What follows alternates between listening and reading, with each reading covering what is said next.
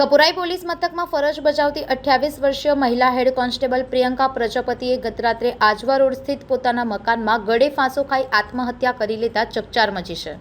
મળતી માહિતી મુજબ પ્રિયંકા પ્રજાપતિ તાજેતરમાં પીએસઆઈની ગ્રાઉન્ડ પરીક્ષા પાસ કરી હતી અને લેખિત પરીક્ષાની તૈયારી માટે 10 દિવસની રજા પર હતી।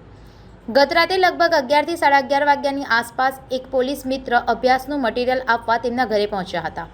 વારંવાર દરવાજો ખખડાવ્યા છતાં દરવાજો ન ખુલતા દરવાજો તોડી અંદર પ્રવેશ કરતા પ્રિયંકા પ્રજાપતિ પંખા પર ગળે ફાંસો ખાધેલી હાલતમાં મળી આવી હતી।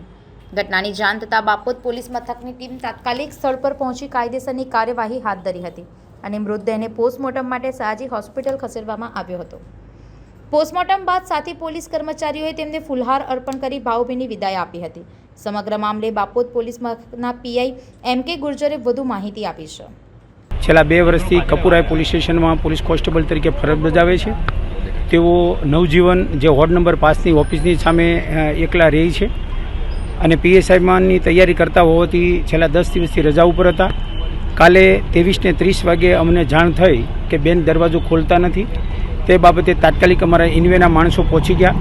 ઇન્વેના માણસોએ જોયું તો દરવાજો બંધ હતો એટલે તાત્કાલિક અમને જાણ કરી અને અમે ઉપર જઈને જોયું તો બેન હેંગિંગ હાલતમાં હતા, ગળે ફાંસો ખાધેલા હાલતમાં હતા। તાત્કાલિક અમે અમારા સિનિયર અધિકારીઓને પણ જાણ કરી, પછી એના વાલી વારસને પણ અમે જાણ કરી અને વાલી વારસને જાણ કરી અને ડેડ બોડી અમે સિવિલ હોસ્પિટલમાં હાલ પીએમ પૂરું થયું અને એના વાલી વારસને અત્યારે ડેડ બોડી અમે સોંપી દીધી છે અને આગળની તપાસ ચાલુ છે। સંવાદદાતા સાથે અભિપ્રાય ન્યૂઝ વડોદરા।